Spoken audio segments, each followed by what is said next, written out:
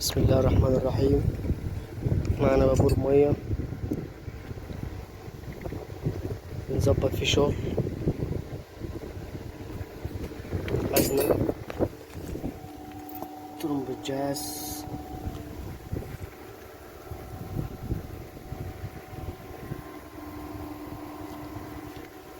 ان شاء الله لما نشغل اوريكم المية،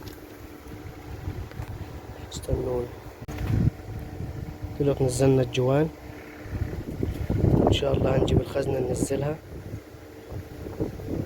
ان شاء الله حتة حتة معاكم. في ورا الزيت تاني صار دي، يلا دي خرام المية، عندك دي خرام الزيت، دي مية، دي غرفة الرشاش يرمي عليها الجاز.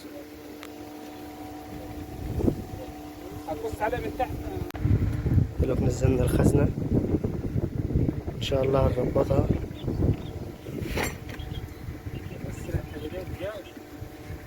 معمرة جاية جاهزة، شغل كله بالصلاة على النبي.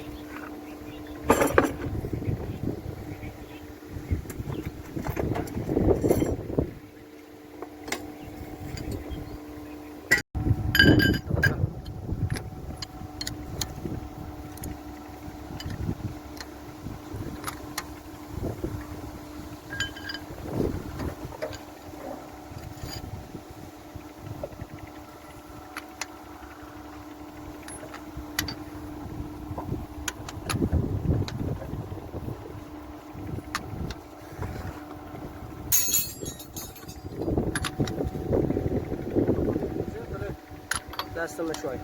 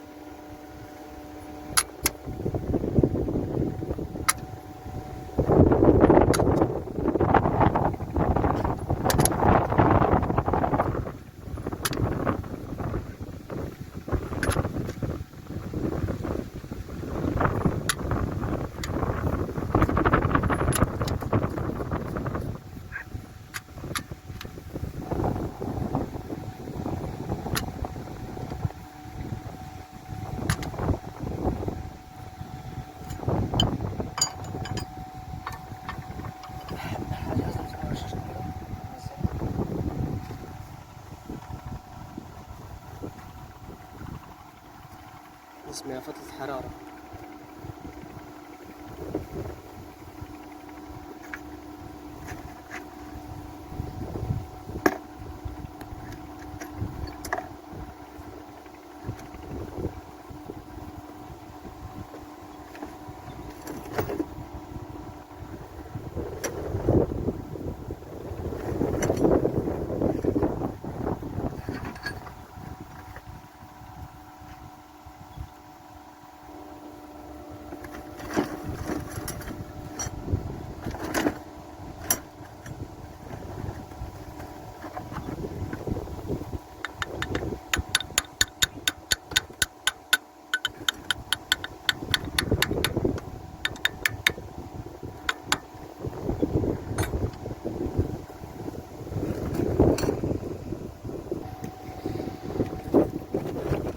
بسم الله الرحمن الرحيم.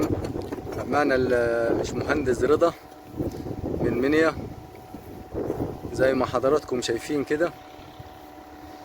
احنا موجودين في وادي النجرة هنا، وادي النجرة زي ما انتم شايفين البابور، وادي الباشمهندس رضا.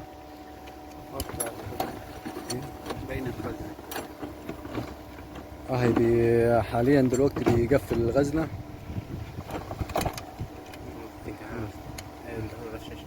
انا ما اعرفش الاسامي بتاعت الرشاشات.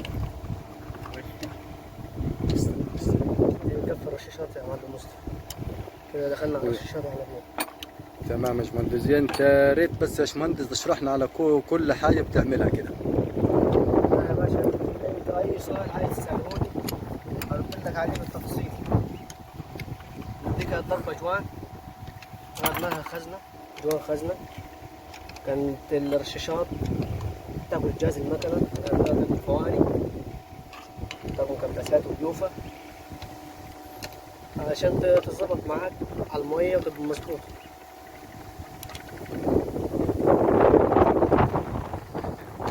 انت حاليا دلوقتي يا باشمهندس دلوقتي انت بتجرد، شايفك بتجرد في المسامير دلوقتي. ايه هي اصلا المسامير اللي بتجردها دي كده حاليا دلوقتي؟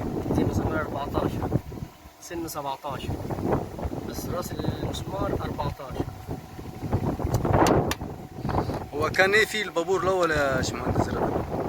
كان ضارب جوان، كنت خارج مية على الزيت. العيب اللي فيه دلوقتي بنقفل ندور على المية